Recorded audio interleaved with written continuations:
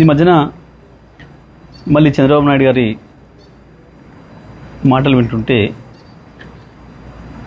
కొన్ని సందర్భాల్లో నవ్వు వస్తుంది, కొన్ని సందర్భాల్లో ఆశ్చర్యం వేస్తుంది. ఎందుకులే పట్టించుకో, ఎందుకు వదిలేద్దాంలేమని చెప్పి అనుకుంటే కూడా కొన్ని సందర్భాల్లో ఎందుకో తప్పకుండా మాట్లాడాల్సిన అవసరం ఉందని అనిపిస్తూ ఉంది. చంద్రబాబు నాయుడు వాస్తవానికి ఏది ఊరికనే మాట్లాడాడు, దాని వెనకాల ఏదో ఉంటుంది. తెలంగాణకు సంబంధించి, హైదరాబాద్ అభివృద్ధికి సంబంధించి చంద్రబాబు మాట్లాడే మాటలు చాలా హాస్యాస్పదంగా ఉంటాయి. కానీ దాంట్లో ఏదో మోసపూరితమైన విషయాలు కూడా ఉంటాయి. ఎందుకంటే ఆయన నిన్న మొన్న మాట్లాడింది, మహానాడులో మాట్లాడింది, అసలు అది తెలంగాణకి ఏమాత్రం సంబంధం లేని కార్యక్రమం అక్కడ. కానీ అక్కడ మళ్ళీ నిన్న మాట్లాడుతూ ఇవాళ భారతదేశంలో తెలంగాణ తలసరి ఆదాయం నెంబర్ 1 ఉంది, కానీ దానికి కారణం నేనే అని మాట్లాడడం, పదే పదే హైదరాబాదు నేనే అభివృద్ధి చేసిన. సరే, ఇవి చెత్త మాటలు లేని కొట్టేద్దామని అనిపిస్తుంది. కానీ ఒక అబద్ధాన్ని 100 సార్లు చెప్తే నిజమని నమ్ముతారు అని ఏదైతే మనం గోబెల్స్ సిద్ధాంతం గురించి వెళ్ళి మాట్లాడుకుంటున్నామో, గోబెల్స్ కూడా సిగ్గుపడే పద్ధతిలో ఉంటాయి చంద్రబాబు నాయుడు గారి పనులు, మాటలు. వాస్తవానికి చంద్రబాబు నాయుడు గారు సమైక్య ఆంధ్రప్రదేశ్లో పరిపాలన చేసిండ్రు. వారు మొత్తం కలిపి చేసింది 9 సంవత్సరాలు. 2004తోనే చంద్రబాబు నాయుడు గారి చరిత్ర ముగిసిపోయింది. సరే, వారంటే సీనియర్ నాయకుడిగా గౌరవం ఉంటుంది, అది వేరే విషయం. కానీ మాట్లాడే మాటలు విన్నప్పుడు మాత్రం చాలా చిర్రెత్తుకొస్తుంది. తెలంగాణ వాదులు వాళ్ళదైన పద్ధతుల్లో వాళ్ళు స్పందిస్తున్నారు సోషల్ మీడియాలో. మిత్రులు, నిజమే, కొన్నిసార్లు వాళ్ళు పెడుతున్న పదాలు, వాళ్ళు వాడుతున్న పదాలు చూస్తే కూడా కొంచెం బాధ అనిపిస్తుంది. అంత హార్ష్గా ఎందుకు మాట్లాడుతున్నారు మా వాళ్ళు అని. కానీ మీలాంటి వాళ్ళకు అదే సరైందేమో అనే భావన వచ్చేటట్లు ఉంది మీ ప్రవర్తన. ఎందుకంటే 2004లో మీరు దిగిపోయిన నాటికి సమైక్య ఆంధ్రప్రదేశ్ది తలసరి ఆదాయం 25,900, 26,000 లోపు. ఇక ఆ తర్వాత మీకు పరిపాలన సంబంధం లేదు. 2014లో మీరు ఆంధ్రప్రదేశ్ని 5 సంవత్సరాలు పరిపాలించారు. కేసీఆర్ గారు తెలంగాణ పరిపాలించారు 2014 నుంచి 23 వరకు. మొత్తం భారతదేశంలో ఏ రాష్ట్రంలో రానటువంటి యొక్క అభివృద్ధి ఒక్క తెలంగాణ రాష్ట్రంలోనే వచ్చింది.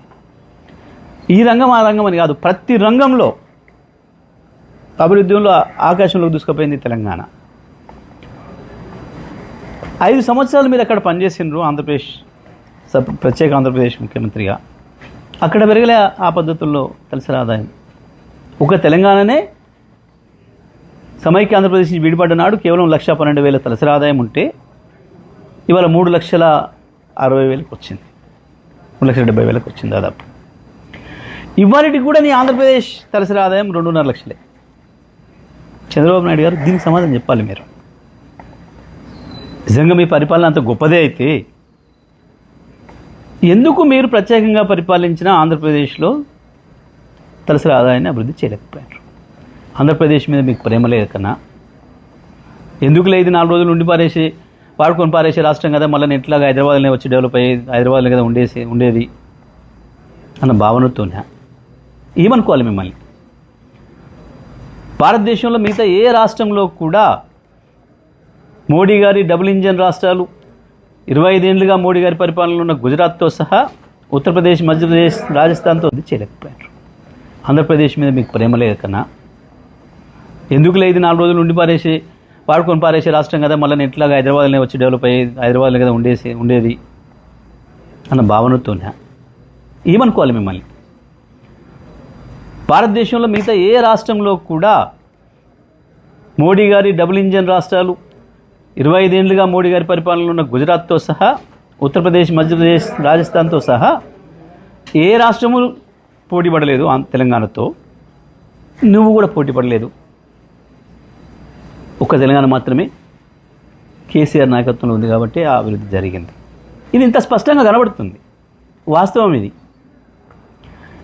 కానీ దీన్ని కూడా నేను మసిపూసి మారేడుకాయ చేస్తా, నాకు కొంత డబ్బా పత్రికలు ఉన్నాయి కాబట్టి నేను రాయించుకుంటా అని అనుకుంటే ప్రజలు నవ్వుకుంటారు.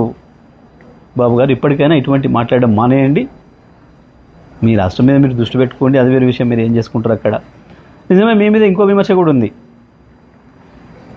హైదరాబాద్ను ఇంత డెవలప్ చేసినా, నేను అభివృద్ధి చేసినా అన్న మీకు 5 సంవత్సరాలు ఆంధ్రప్రదేశ్ ప్రజలు అవకాశం ఇస్తే ఎందుకు ఒక్క సెక్రటేరియట్ బంగ్లా కట్టుకోలేకపోయినావు? ఏంటిది కారణం చెప్పండి. మోడీ గారి సపోర్ట్ ఉంది నీకు, వారే వచ్చి శంకుస్థాపన చేసిండ్రు. పక్క రాష్ట్రం కదా బాగుపడాలని కేసీఆర్ గారు కూడా వచ్చి మీకు ఆశీర్వాదం ఇచ్చి వచ్చారు. ఎందుకు కట్టుకోలేకపోయాను? అది తెలియదు. కానీ నేను హైదరాబాద్ను బాగు చేసిన, తెలంగాణ తలసరి ఆదాయం పెంచిన, ముందు ఆంధ్రప్రదేశ్ ప్రజలు ఆశ్రయించుకుంటారు మీ మాటల్ని. దయచేసి ఇప్పటికైనా చంద్రబాబు గారు ఇట్లాంటి మాట్లాడడం మానుకొని వాస్తవాలను ఒప్పుకుంటే మంచిది.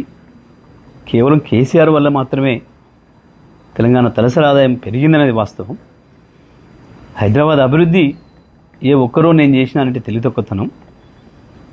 హైదరాబాద్ అభివృద్ధిలో కేసీఆర్ కేటీఆర్ల కాంట్రిబ్యూషన్ ఎక్కువ ఉంటుంది.